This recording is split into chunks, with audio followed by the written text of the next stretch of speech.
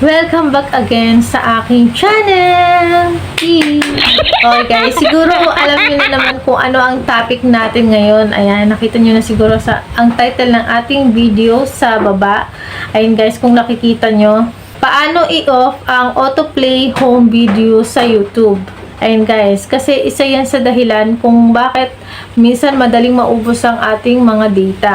Ayan guys. And guys, kung interesado ka sa tutorial natin ngayon, please subscribe to my channel and like mo na rin at hits mo yung notification bell sa baba, ayan, para lagi ka updated sa aking mga latest video. Hindi ko naman sinasabi guys na kapag ginawa nyo tong tips ko ngayon sa inyo, ay kung kapag nag-load kayo ng 3 days, tatagal talaga ng 3 days ang load ninyo or ang mobile data ninyo. Depende yan guys sa ginagamit natin. Kung kayo ay nagda-download, kung ano yung kinakain nitong MB sa inyo, kung malalakas ba sa MB yung mga application na ini-install nyo, ayan. Depende to guys sa mga gamit natin.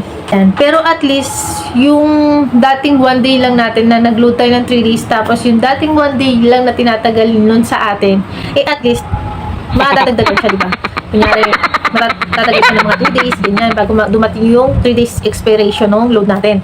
Ayan, so at least makakatulong pa rin sa inyo tong video na isi-share ko sa inyo para tumagal yung mobile data natin or yung load natin. Ayan guys, so kung interesado ka sa tutorial natin ngayon, please keep on watching. Ayan guys, andito na tayo sa screen ng cellphone ko. So una natin gagawin guys, punta tayo sa YouTube, click natin. Ayan. Then, tingnan natin guys kung mag-autoplay ng kusa yung mga video dito. Ayan guys, kung nakikita nyo nag-autoplay siya ng kusa. Ayan. Check pa natin dito sa isa. Ayan. Nag-autoplay siya ng kusa guys. So, para hindi siya mag-play ng kanya guys. Kasi, yan din ang talaga nakakaubos ng ating data. So, ang gagawin natin guys, pumunta tayo dito sa profile natin dito sa taas, sa kanan. Ayan. Then, click natin tong setting. Tapos, pindutin natin tong general, itong nauna guys. Ayan. Tapos, itong playback in feeds. Ito guys. So, ayan guys. Always on yung nakalagay niya. So, i-off natin siya. Ayan. Then, back tayo. Ayan guys. Tingnan natin kung mag-play siya ng kusa. Tingnan natin dito sa ibaba. Sa iba pang video. Ayan. Try natin to. Ayan guys, hindi na siya nag-play ng kusa guys. Kung hindi natin siya i-play ng kanya, so play natin.